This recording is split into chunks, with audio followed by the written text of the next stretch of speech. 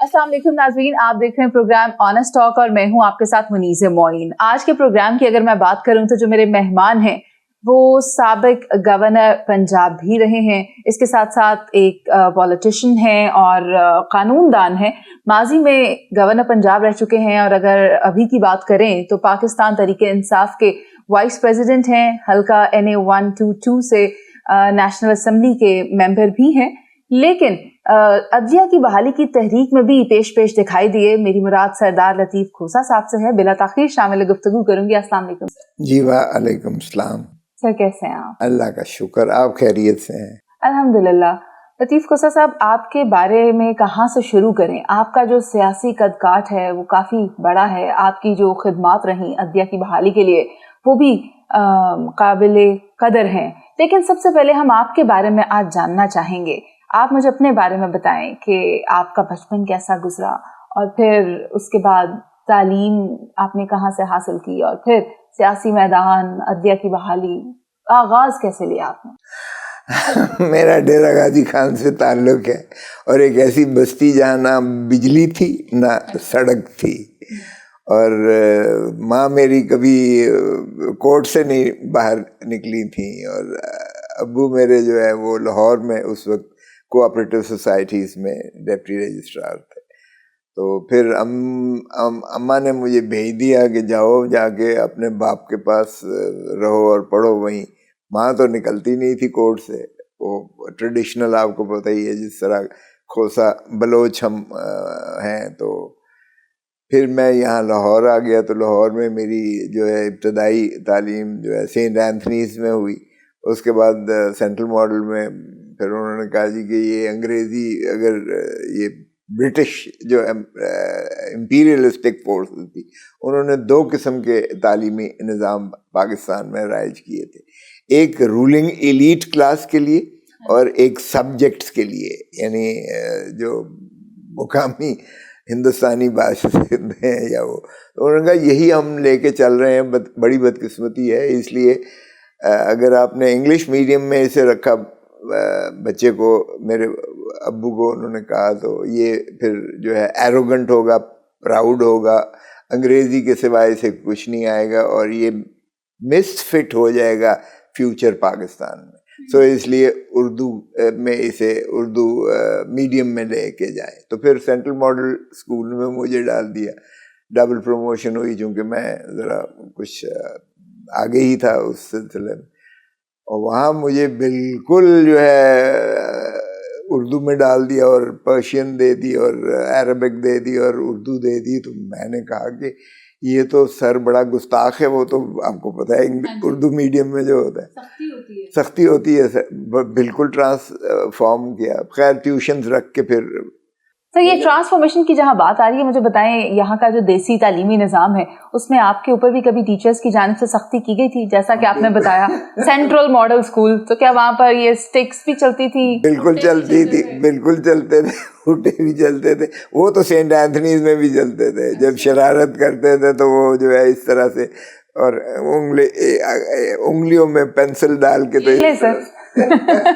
याद होगा आपको किस तरह पेंसिल रखते थे? ये इस तरह से पेंसिल रख के तो यूं दबाते थे, और फिर फुटा भी होता था। फिर हम डबल निकर और ट्राउजर्स पहन के जाते थे क्योंकि वो केनिंग होती थी। तो अच्छा, बाहर गए वो एक अपनी जगह पर, लेकिन उसका भी एक छांटे तो आपने भी बड़े कराए हैं अदालत में बैठकर। बाहर गए उसका अपना एक अंदाज होता है। लेकिन फिर जब वो एंड होने लगती थी तो वो टीचर कहती थी कि now you go to rest. तो ऊपर डेस्क के ऊपर जो है ऐसे करते थे, आंख लगती थी या नहीं, एकदम घंटी बजती थी तो सारे ऐसे भागते थे जिस तरह आज़ादी मिली हो, छुट्टी मिली हो। तो उसका अपना एक अंदाज था। लेकिन फिर मैंने मैट्रिक में भी और टॉप किया था, और फिर यूनिवर्सिटी लॉ कॉलेज का मैं प्रेसिडेंट था, और क्रिकेट में और टेनिस का कैप्टन भी था।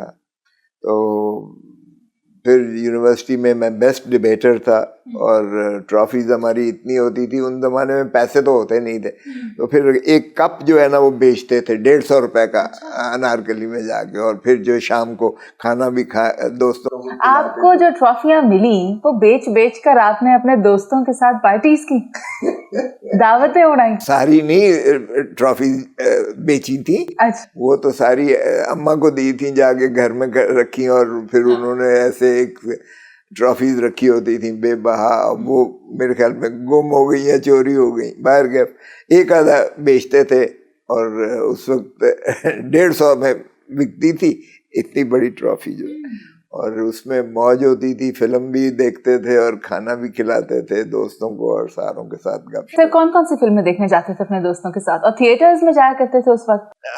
تھیٹر کے علاوہ موویز, اس وقت انڈین موویز بھی دیکھتی تھیں, دیدار, انداز, یہ بڑی کلاسک قسم کی موویز ہوتی تھی. سانگز بھی اس میں بڑے زبردست ہوتے تھے, اور بھجن بھی ہوتا تھا, اور بڑے کلاسک قسم کے ہوتے تھے.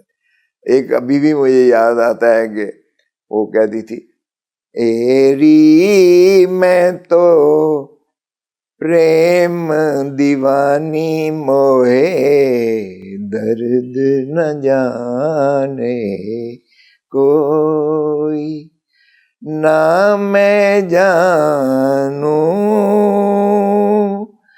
پریم کے بندھن, نہ پوجا کی ریت. واہ سے واہ, بہت خوب. آپ کو تو ابھی بھی یاد ہے, اور سر کے ساتھ یاد ہے؟ اس لیے کہ وہ یہ باتھ روم سنگنگ ہوتی ہے, یہ تو پھر آپ کو پتہ ہی ہے کہ بچپنا تو کبھی نہیں بھولتا. سر ویسے آپ ابھی بھی باتھ روم سنگنگ کرتے ہیں؟ یار کون نہیں کرتا مجھے بتائیں, ویسے بھی موسیقی تو روح کی غذا ہوتی ہے. یہ تو آج کل آپ باتھ روم میں کون سا گانا گا رہے ہیں؟ اب آپ نے شروعات ہی کر دی ہے تو. سر کون سا چل رہا ہے آج کل؟ نہیں آج کل تو ماڈرن. سر کوئی ترانہ تو نہیں ہے؟ ترانے تو خیر وہاں ہم روز سنتے ہیں, نیشنل اسمبلی میں شروعات ہی ترانے سے ہوتی ہے, لیکن یہ موسم کے حساب سے, تغیر کے حساب سے چلتا ہے. گلوں میں رنگ بھرے باد نو بہار چلے, چلے بھی آؤ کہ گلشن کا کاروبار چلے. آج کل برسات بہار ہے نا, تو جو ہم پہ گزری سو گزری, یہاں پہ فل سٹاپ لگا دیا آپ نے. جہاں بات آئی کہ گزرا کیا آپ پر, تو وہاں رک گئے ہم. لیکن آگے بھی تو ہے نا, مگر شب ہجراں, وہ کیسے اشک آتے ہیں کہ ہاں جی, ہمارے اشک عاقبت سوار چلے. بہت خوب. بہت پہلے جو سانگز ہوتے تھے ان میں بہت زیادہ تغزل کے علاوہ, ان کے اندر جو ہے موسیقیت کے علاوہ ان کی لفاظی بڑی خوبصورت ہوتی تھی, اور معنویت کے اعتبار سے بھی وہ آپ کی روح کو جو ہے وہ چھوتے تھے, بالکل آپ کے دل میں وہ اتر جاتے. آج کل والے ٹریکس آپ کو سمجھ نہیں آ رہے, دل کو نہیں لگ رہے. وہ اس نے کہا نا, یہ گانا ہے نہ بجانا ہے, 3 کنستر پیٹ کر گلا پھاڑ کر چلانا, یہ گانا ہے نہ بجانا ہے. آج کل تو بار کیا, آج کل بھی موسیقی جو ہے وہ ایسا نہیں ہے کہ وہ کوئی ہے, لیکن آج کل کی جو ہماری جنریشن ہے ان کو بہت پسند آتا ہے, اور وہ بہت ٹیلنٹڈ ہے ماشاءاللہ. مکس کر دیا ہے انہوں نے سارا, آپ کی جو ہے وہ ٹریڈیشنل موسیقی کو انہوں نے ماڈرن بلینڈ دے کے انہوں نے جو ہے انسٹرومنٹس بھی امپروو کر دیے ہیں, اور سارے جو ہے صرف میوزک میں ہی نہیں, وہ ہمیں ایک نئی جہت لاتے ہوئے دکھائی دے رہے ہیں. یہ جنزی اور الفا آرٹیفیشل انٹیلیجنس میں دیکھیں تو آپ کے ہر جو ہے وہ اس طریقے سے وہ دکھاتے ہیں جو گلیمرس اتنا زیادہ ہوتا ہے کہ وہ کسی اور دنیا میں آپ کو لے جاتا ہے. صرف اتنا ہی نہیں, آپ دیکھیں نا, خان صاحب از بیہائنڈ دا بارز, مگر ان کی سپیچز آ رہی ہیں.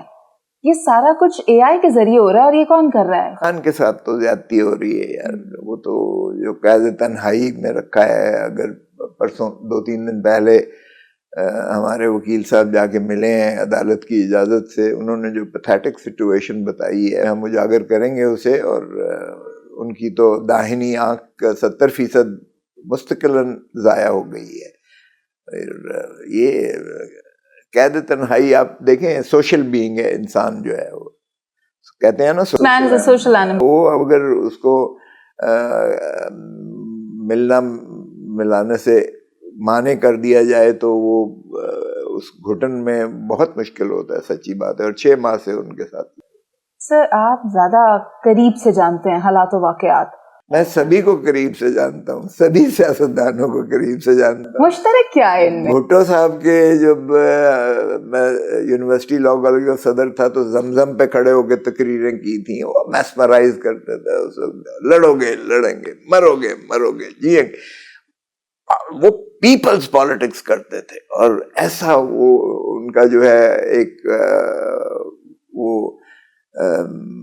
آؤٹ لک تھی, اپروچ تھی towards the whole global situation میں. اور مسلم امہ کو جس طرح انہوں نے اکٹھا کیا, مسلم بامب کا انہوں نے دیا, پھر آئین پاکستان آپ کو دیا, پھر وہ کہتا تھا کہ میں پیرس بنا دوں گا اس کو. اور انہوں نے یہ ان کا پلان لے کر جو ہے ابو دھابی دبئی جو ہے یہ وہاں آج جہاں تک ہے وہاں تک پہنچے. کراچی میں انہوں نے کسینوز کھولے, انہوں نے سڑکیں, انہوں نے کراچی کو اتنا زیادہ بنا دینا تھا کہ یہ مڈل ایسٹ, یہ جو قطر دبئی ہے یہ ختم, یہ تصور بھی نہیں کر سکتے. یہ بھٹو کا خواب تھا. بھٹو کا تھا. اور بھٹو صاحب نے جتنے اوپن اپ کر دیے پاسپورٹ جو ہے اوپن اپ کر دیے, وگرنہ تو یہ امیروں کا پریروگیٹو ہوتا تھا. اسلحے کا لائسنس اور یہ آپ کا پاسپورٹ, یہ غریب تو تصور بھی نہیں کر سکتا تھا. یہ امیروں کا پریروگیٹو ہوتا تھا. اس نے اوپن کر کے تو سارا آج جتنا مڈل ایسٹ میں ہے, سعودی عرب میں ہے, جتنا یورپ میں پاکستانی ہے, وہ بھٹو کے زمانے کا ہی بھیجا ہوا ہے کہ آپ کے پاس فارن ریمیٹنسز جو ہے فلو کر کے آپ کی اکانومی کو جو بوسٹ دیتی ہیں اور آپ کی جو ہے ساکھ رکھی ہوئی ہے. یہ ساری ہیومن ریسورس جو ہے اوورسیز پاکستانی یہ اسی دور کے بھیجے ہوئے ہیں. انہوں نے پھر ظاہر ملٹیپلائی کیا, ان کی نسلیں آگے کو پھیلی, انہوں نے اپنے عزیز و اقارب کو ساتھ بلا دیا, اور پھر انہوں نے جو ہے جو بھی کماتے تھے, دل ان کے پاکستان میں اب بھی ہوتے ہیں, اور وہ وہاں سے کما کے یہاں بھیجتے تھے. سر مسلم امہ کو اکٹھے کرنے میں جو کردار بھٹو صاحب کا رہا ویسا دوبارہ کبھی ہو نہ سکا, اور یہی وجہ بھی بنی کہ اس کے بعد ہمیں ذوالفقار علی بھٹو جیسے کوئی قائد نظر بھی نہیں آئے جو پوری مسلم امہ کو اکٹھا کر سکتے. دیکھیں قد کاٹ بھی تو ہونا چاہیے نا. اب قد کاٹ بھٹو صاحب کا جو تھا وہ he was a towering personality. وہ پالیٹیشین نہیں, وہ اسٹیٹس مین تھے. یا اس کا اب نعم البدل عمران خان ہے. بھٹو صاحب نے اس لیے اکٹھا کیا, دیکھیں اس وقت جب بھٹو صاحب نے 74 میں یہاں کانفرنس بنائی تھی مسلم امہ کی, اس وقت آپ دیکھیں کتنے جید جو ہے مسلم امہ کے, شاہ فیصل تھا سعودی عرب میں, آپ سویکارنو کو دیکھیں انڈونیشیا میں تھا, اس کے بعد بن بیلا تھا یہ ہے ادھر, پھر یہ صدام حسین تھا, پھر کرنل قذافی تھا. یعنی یہ سارے آل ٹائم گریٹس جتنے تھے یہ اس وقت مسلم امہ کے راہبر تھے. اور بھٹو صاحب نے جو ہے مسلم کامرس کا کانسیپٹ دیا کہ جی ہم آپس میں اگر کمرشل ایکٹیویٹی, پھر مسلم بینک کا اس نے دیا کہ ہمیں ہونا چاہیے, پھر اس نے کنیکٹیوٹی کو جو ہے اتنا زیادہ اوپن اپ کیا, پھر اس نے جو ہے کہا کہ ہمیں بم ہی کی بہت ضرورت ہے, مسلم بم, ایٹامک پاور بننے. شاہ فیصل نے بلینک چیک دیا, پاکستان کے پاس پیسے نہیں تھے اور نہ ہی دنیا نے ان کو ایٹم بم بنانے دینا تھا. شاہ فیصل نے چیک دیا, بھٹو صاحب نے جو ہے ڈاکٹر قدیر کو وہاں سے جو ہے اسکاٹ لینڈ سے انہوں نے لا کر اس کو بلینک چیک دیا کہ تم اپنی تنخواہ خود بھر لو, لیکن خدا را پاکستان کو ضرورت ہے تمہاری. انہوں نے ہر وہ طریقہ استعمال کیا جس سے پاکستان کا فائدہ ہو. اور ہینری کسنگر نے انہیں جو ہے وہ سائفر بھیجا تھا جو انہوں نے راجہ بازار راول پنڈی میں قوم کو دکھایا تھا کہ یہ دیکھو مجھے دھمکی ملی ہے. ہینری کسنگر امریکہ کا فارن منسٹر تھا, اس کی جانب سے کہ یہ باز آ جاؤ ایٹم بام بنانا ورنہ تمہیں عبرت کا نشان بنا دیں, we'll make an example out of you. لیکن اس نے کہا یہ دیکھو یہ ہم گھاس کھائیں گے لیکن ہم ایٹم بم بنائیں گے. اور پھر انہوں نے کر دکھایا بھٹو صاحب نے. اور تمام تر جو ہے اپنی وہ ٹھیک ہے بدقسمتی ہے کہ ہمارا ابھی تک کانسیپٹ جو ہے وہ یہی ہے کہ ریجیم چینج ہم نے امریکہ کے نے کرنی ہے. اس نے ایک یہاں نہیں ہے وینزویلا میں کیا, اس نے جو ہے ایران میں کوشش کی. It wants to be the godfather. Well, but this is unfair. You see, unipolar world بھی تو ہم نے کیا نا, ضیاء الحق نے پلے اپ کیا 70s میں جب افغانستان میں روس نے آ کے اٹیک کیا, حملہ کیا. ہم نے یعنی کیا کچھ ضیاء الحق نے نہیں کیا. آج وہ پورا تناور درخت کے طور پر فکری انتشار جو ہے قوم کے اندر اس نے جو ہے منضبط کیا.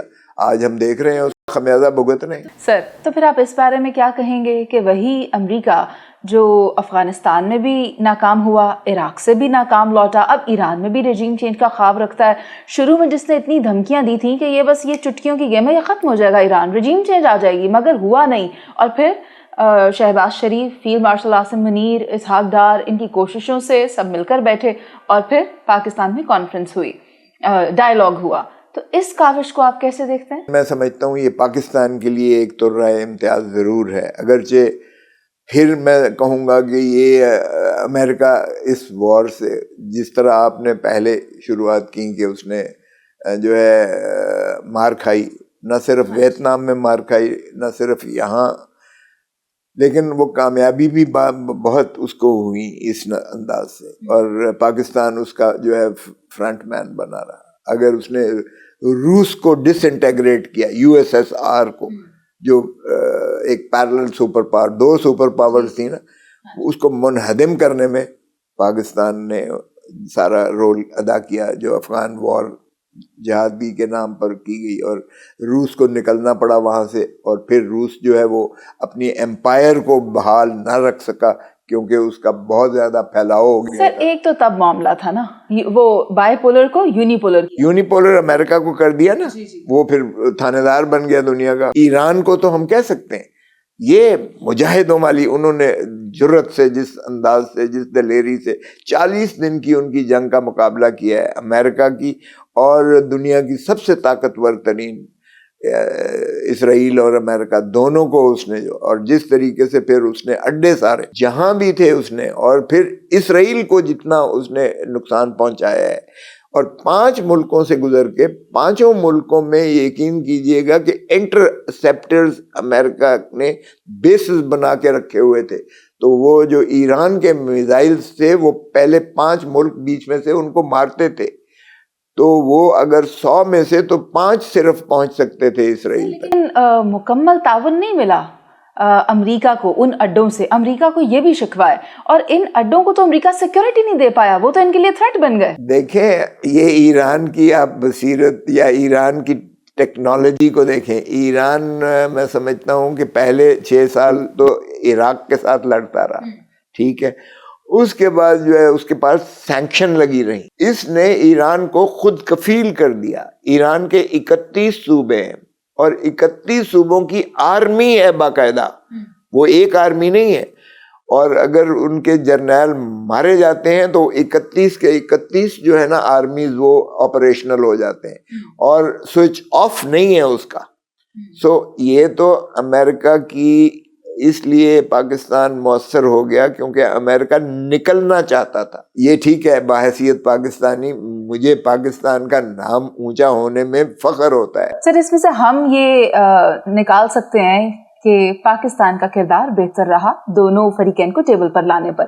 آپ بات کر رہے تھے, واپس آ جاتے ہیں, جنگ سے نکل آتے ہیں, کچھ پاکستان کی بات کر لیتے ہیں, اندر بھی بڑی جنگ لگی رہتی ہے. آپ نے بتایا کہ آپ کا یہ جو گھر ہے یہ کبھی سیاسی اکھاڑا ہوتا ہے, گورنر ہاؤس ہوتا ہے, ہاں جی, کبھی گورنر ہاؤس ہوتا ہے, کبھی جیل بن جاتا ہے. تو آپ کے اس گھر میں جو سیاسی گہما گہمی رہی ان میں سب سے یادگار لمحات کون سے ہیں؟ سب سے یادگار تو رانی شہید بے نظیر بھٹو کا یہاں جو ہے ٹھہرنا, اور پھر اس گھر کو جب قید خانہ بنا لیا. وہ گرفتار کرنا چاہتے تھے, ہم نے کہا بلوچوں کی یہ ریت نہیں ہے, جب نیانی آپ کے گھر میں ہوتی ہے, یعنی آپ کی کوئی فیمیل ہوتی ہے تو وہ آپ کی ماں بھی ہوتی ہے, بہن بھی ہوتی ہے, بیٹی بھی ہوتی ہے. تو ہم نے کہا کہ یہ تو پھر آپ ہمیں مار کے ہماری لاشوں کے اوپر سے تو بے نظیر کو گرفتار کر سکتے ہو, لیکن بے نظیر کو ہم گرفتار نہیں ہونے دیں گے. پھر انہوں نے کہا اچھا پھر آپ کے گھر کو جیل بنا دیتے ہیں. تو یہ نومبر 2007 کی بات ہے. نومبر 2007 میں 7 سے لے کر اور 17 تک بی اس گھر میں رہی. نومبر میں 27 دسمبر کو تو شہید ہو گئی نا بیبی. تو لیکن یہ ساری ادھر پولیس پوری پیٹرول پمپ سے لے کے اور ادھر تک یہ سارے بلاک کر کے تو پولیس تھی. لیکن بیوی اتنی دلیر تھی, بیوی نے کہا کھوسا صاحب میں نے جو ہے نا لانگ مارچ کی کال دی ہوئی ہے, I am going to defy this arrest. تو میں نے کہا بیوی چلیں ہم آپ کے ساتھ ہیں. یہاں 200-250 بندہ وہ بھی قید ہو گیا, اور مخدوم امین فہیم مرحوم بہت ماشاء اللہ عزت دار محترم چیئرمین اب جو ہے یوسف رضا گیلانی صاحب, وہ اور شاہ محمود قریشی صاحب, وہ بھی رحمان ملک مرحوم ہوا کرتے تھے. ناہید خان ان کی بہت معتمد تھیں, صفدر عباسی تھے. ان کے گارڈ جو تھے وہ سراج درانی جو اسپیکر رہے قومی اسمبلی صوبائی اسمبلی سندھ کے, ذوالفقار مرزا جو ان کے وہ تھے وہ گارڈز میں تھے, اور قاہرہ صاحب ان کے گارڈز میں تھے, اور ان کے ساتھ 5 گن مین مطلب تھے. تو وہ بیوی نے کہا کہ I am going to defy this. میں نے کہا چلیں بیوی. ادھر دیکھا تو اتنا بڑا تالا لگا ہوا تھا گیٹ پر. میں نے کہا بیوی کتنا بڑا تالا, واقعی اتنا بڑا تالا تھا, مطلب اتنا بڑا تالا لگا ہوا تھا. تو میں نے کہا بیوی even if we break this, اگر ہم اس توڑیں بھی, وہ دیکھیں باہر باربڈ وائر, وہ تاریں نہیں ہوتی ہیں لوہے والی, خاردار تاریں. اور پھر میں نے کہا ٹرک کھڑے ہوئے ٹرالیز جو ریت کی بھری ہوئی وہ انہوں نے بلاک کرنے کے لیے نا سارا کا. میں نے کہا how are we going to cross that بیوی, اس کو کیسے ہم, اچھا پیچھے سے چلتے ہیں. میں نے کہا چلے پیچھے سے. ہم اوپر چڑھ گئے چھت پہ, ادھر بھی پولیس اور اسی طرح باربڈ وائر. تو میں نے کہا جو آخری جلسہ تھا, اچھا سنو, میں نے ایک بات کی. میں نے کہا بیوی دیر از ون وے, ایک طریقہ ہے. ہاں بتائیں. میں نے کہا لیٹس فلائی, اڑ کے. کھوسا صاحب آپ کو مذاق سوجھ رہا ہے, میں سیریسلی کہہ رہی ہوں. میں نے کہا بیوی سیریسلی تو اور کوئی راستہ نہیں ہے, ہم اڑ کے ہی جا سکتے ہیں اب. تو بیوی کی میں بتا رہا ہوں کہ کتنی دلیر تھی. پھر بیوی نے یوسف رضا گیلانی کو وہ چین بنا دی. ہم لوگ جو تھے ہم قیدی نہیں تھے, گھر میں ضرور بند ہو گئے لیکن ہمیں جانے کی اجازت ہوتی تھی. تو یوسف رضا گیلانی کو پہلے انہوں نے کیا کہ اگر تم اریسٹ ہو جاؤ, وہ قصور سے اریسٹ ہو گئے. اچھا پھر انہوں نے شاہ محمود قریشی کی ڈیوٹی لگا دی کہ آگے سے یو ول ٹیک اوور اگر یہ اریسٹ ہو جاتا. شاہ محمود قریشی فیصل آباد سے اریسٹ ہو گئے, کھیتوں میں بھاگ رہے تھے, ان کو بھی پکڑ لیا. اسی طرح چین پوری بنا کے تو اسلام آباد تک پہنچ گئے. پھر بی کا, لیکن بی تو obviously she was confined here. تو وہ بی کو کوئی ایسا سیلیبریٹی دنیا کا نہیں تھا جو بیوی کو کنورسیشن کرنا نہیں چاہتا تھا. اتنی جید ماشاء اللہ پرسنالٹی تھی. وہ گفتار کی بھی بے نظیر تھی, کردار کی بھی بے نظیر تھی, لباس کی بھی بے نظیر تھی, خوراک کی بھی بے نظیر تھیں, اور خوشبوؤں کی بھی وہ ان کی جو پسند تھی وہ بے نظیر تھی. مطلب she was such a wonderful lady. مجھے تو سامنے میرے سارا کچھ ہوا تو I feel so bad about it, because اگر وہ زندہ ہوتی تو آج پاکستان کی یہ کیفیت نہ ہوتی. تو وہ سب سے میں سمجھتا ہوں میموریبل تھا جو یہاں. اور ہندوستان کا پرائم منسٹر جو تھا منموہن اس وقت, اس نے جو ہے فون کے ہم نے ملا کے دیا بیوی کی خیریت دریافت کرنے کے لیے. وہ میرے گھر کی کہیں تصویریں, وہ ایک کپل جو ہے ڈینش کپل تھا, وہ بیوی کا انٹرویو لینے آیا ہوا تھا, تو وہ بھی کنفائن ہو گیا, وہ بھی قید ہو گیا. انہوں نے یہاں ہمارے گھر کے تصویریں لے کر تو وہ انہوں نے بھیجی, تو ٹائمز کے فرنٹ پیج پر آئی the princess in a cage, the princess in cage. بی کہنے لگی کھوسا صاحب تو ان کو نکالے باہر, ان کو یہ روز کی جو تصویریں ادھر بھیج رہے ہیں.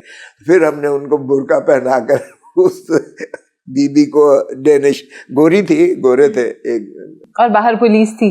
बाहर पुलिस थी, फिर हमने उनको बुर्का पहना के बाहर निकाला। सर ये बुर्का क्यों पहनाया वैसे आपने उनको? बुर्के के बगैर भी तो जा सकते। नहीं, वो पता नहीं उनको अरेस्ट कर लेते, we didn't want them to be arrested ना हमारे। अब तो आपने मुलाजिमों का रूप देने की कोशिश की? ऐसे ही समझ लें, मैंने कहा कि उनको ये पुलिस के हत्थे ना चढ़ जाए। आप फिस्तायत तो आपको उस वक्त तो, या अब वो सारा कुछ वैसे ही चल रहा है पाकिस्तान में। सर आपने बताया बीवी बहुत डिटरमिन्ड थी।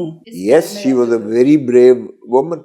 और उनकी जो 27 दिसंबर को जो फौतीदगी की वजह भी यही है कि बाहर खड़े हो गए लोग, उन्होंने बीवी सनरूफ से ऊपर से सन हैच खोल कर ऊपर जाके उनको फिर वेव करके उनको वो कर रही है। अगर बीवी बाहर ना निकलती, उन्हें तो मालूम था कि वो थ्रेट्स हैं। थ्रेट्स हैं, लेकिन फिर भी वो परवाह नहीं करती थी। अब अल्लाह के हाथ में ये होता है, लेकिन बीवी को क्या पता। तो इंसाफ हो पाया या नहीं? इंसाफ हो पाया। इस मुल्क में कभी सियासी कत्ल का कोई इंसाफ कभी हुआ है? आप देखें कि लियाकत अली खान को इंसाफ मिला, कातिल जो है मरी, भुट्टो साहब को जो है फांसी दे दी गई, उसका इंसाफ मिला। सुप्रीम कोर्ट कह रही है कि ये जो है अदालती कत्ल है, तो किसी को मुर्द इल्जाम ठहराया, किसी को जो है बड़ी बदकिस्मती है। तो आपको लगता है कि आज अदलिया आजाद है? नहीं, अदलिया कहाँ से आजाद हुई यार, हमने तो खून दिया। ये देखो अभी भी 26 टांके आपको नजर आएंगे, हमने तो इसके लिए अपना खून दिया, अदलिया की आज़ादी के लिए। जब मुशर्रफ ने इफ्तिखार चौधरी को हटाया था और रफ अप किया, तो वो जाहिर है कि मैं उस वक्त सेनेटर भी था। गाड़ी भी आप चला रहे थे? हाँ, मैंने चलाई थी।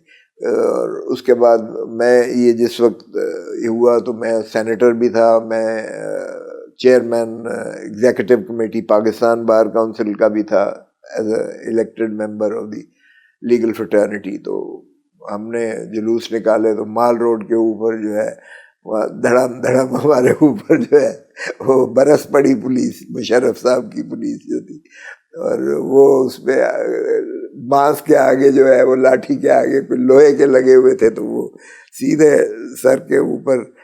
वो तो डॉक्टर ने कहा शुक्र है कि आपका खून जो है वो फुहारे की तरह बाहर निकला, अगर ये अंदर जाता तो ब्लड ब्रेन क्लॉटिंग हो जाती, ब्रेन के अंदर जो है क्लॉटिंग होती, तो फिर आप यहाँ ना बैठे होते और खड़े ना होते। तो हमने तो अपनी ज़िंदगी दाव पे लगा के रिस्क करके तो ये आज़ादी अदलिया को दिलाई।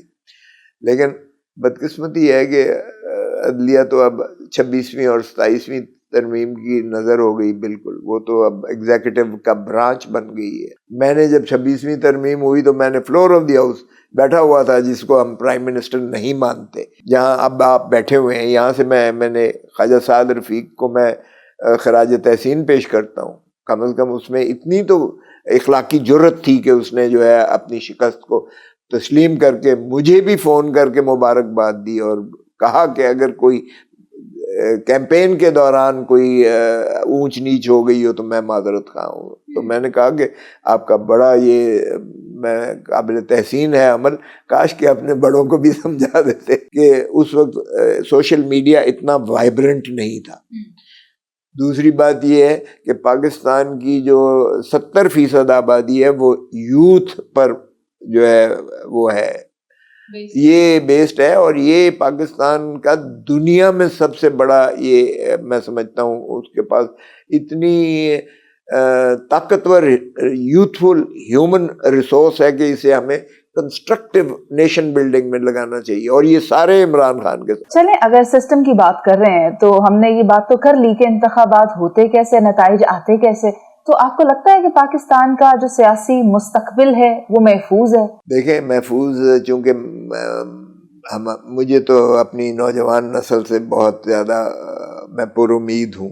एक और आपका मीडिया जिसको इन्होंने बिल्कुल स्टाइफल कर दिया है, पैमरा का जो है कानून में इतनी इन्होंने सख्तियाँ कर दी हैं कि उसमें अगर उनके मनपसंद उनकी मर्जी की खबर आए तो वो मस्बत खबर है, वो तो ठीक है, और अगर सच की खबर आप दें तो वो जाली न्यूज़ है, और उसकी सज़ा जो है 3 साल और 20 लाख रुपए जुर्माना। तो ये इस तरीके से یہ اس فستائیت سے یار کب تک چلائیں؟ سر یہ تو میٹرز ہیں جو ابھی چل رہے ہیں، اور ہم اگر دیکھیں موجودہ حالات کو تو اس میں آپ کو لگتا ہے کہ پاکستان تحریک انصاف کو جب موقع دیا گیا کہ آپ بھی حکومت چلائیں، اور جب وہ چلا رہے تھے تو انہوں نے ڈیلیور کیا؟ دیکھیں یہ اس وقت عمران خان بھی یہ تھرو دی ہارڈ ویز اس کو بھی سمجھ آ گئی ہے.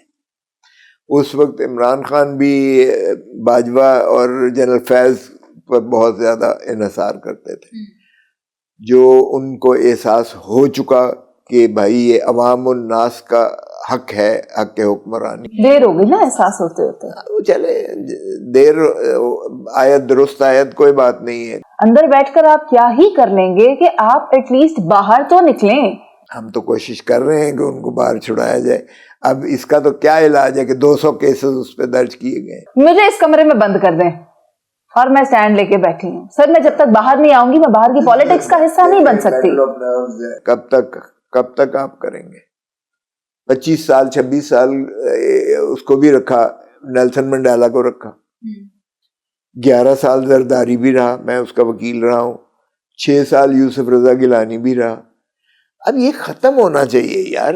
جب میں نے اس کا آخری بیل کروائی زرداری صاحب کی تو کہتے ہیں کہ خوش نہ تھی، ہم سرائکی بولتے ہیں زرداری صاحب، خوش نہ تھی حالی یا میں وزیر اعظم ہاؤس چونا یا میں جیل چونا، حالی میری باری نہیں آئی پرائم منسٹر ہاؤس دی. وہی ہوا جب مچلکا آخری داخل کروایا ہم نے تو انہوں نے BMW کا ایک تھکا ہوا کیس ڈال دیا 2 سال اور اس کو جیل میں رہنا پڑا. یہ نہیں ہونا چاہیے یار. آپ اب بھی وہ پرائم منسٹر ہے، اب کیا مطلب ہے؟ وہ واٹ از یور لیگیسی؟ اب مجھے بتائیں سبسٹیٹیوٹ کوئی ہے؟ بے نظیر کا سبسٹیٹیوٹ ہے، ذوالفقار علی بھٹو کا سبسٹیٹیوٹ ہے، اس کا عمران خان کا کوئی سبسٹیٹیوٹ ہے؟ 90% لوگ اس کے ساتھ ہیں. یہ جو شوکت خانم تھا، والدہ کو اس کی کینسر ہوا تھا تو وہ اس کا جو ہے امپریشن اس کا ایسا بنا کہ اس نے اپنا 92 کا جو ورلڈ کپ جیتا تھا پاکستان کے لیے وہ بھی اس نے ڈیڈیکیٹ کر کے تو اپنی ساری جو ہے پیسے جتنے تھے وہ سارے شوکت خانم کے دیے. اور ایک شوکت خانم یہاں بنایا، دوسرا شوکت خانم وہ 2 فنکشنل ہے، تیسرا جو ہے وہ کراچی میں وہ آلموسٹ کمپلیٹ ہو چلا ہے. کھربوں روپیہ اس پہ لگایا ہے اور لوگوں نے ایسے دین دیا ہے. آج میں آپ کو بتاؤں، آج اگر عمران خان اپیل کرے کہ جی پاکستان کو پیسے کی ضرورت ہے، اوورسیز پاکستانیز 100% اس پر شاید. سر یہ بات بہت اچھی لگ رہی ہے ایک خواب کے لیے، لیکن کیونکہ مجھے تو وہ وقت بھی یاد آ رہا ہے جب ہم نے خود ٹی وی پر بیٹھ کر یہ خبریں پڑھی تھی کہ ہم یہ کہہ دیں گے تو فوراً ریمیٹنسز آنا بند ہو جائیں گی، پہیہ چلنا بند ہو جائے گا، حکومت گر جائے گی، ایسٹ ختم ہو جائیں گے. میں نے وہ سب باتیں بھی سنی. اور جہاں آپ اسپتالوں کی بات کر رہے ہیں شوکت خانم کی، تو آج سندھ میں جو کینسر کے حوالے سے مفت علاج فراہم کرنے کے لیے مشینری سائبر نائف کی موجود ہے، میں نے وہ پورے پاکستان میں کہیں نہیں دیکھی. اور ابھی ایک نیا کینسر ہاسپٹل بھی بنا ہے. تو آہستہ آہستہ وقت کے ساتھ ہم دیکھ رہے ہیں کہ ترقی تو ہو رہی ہے. سر آپ اور میں مل کر یہ دعا گو ہیں کہ پاکستان بہتری کی جانب جائے، ترقی کی جانب جائے. آپ نے ہمیں خصوصی وقت دیا سر ڈار لطیف کھوسہ صاحب، بہت شکریہ آپ کے وقت کا. آپ سے اجازت چاہیں گے اور اپنے ناظرین سے بھی کہیں گے کہ پروگرام دی آنیسٹ ٹاک سے ابھی کے لیے اجازت دیں. انشاءاللہ آپ سے دوبارہ ملاقات ہوگی ایک نئے مہمان کے ساتھ. ابھی کے لیے اللہ نگہبان.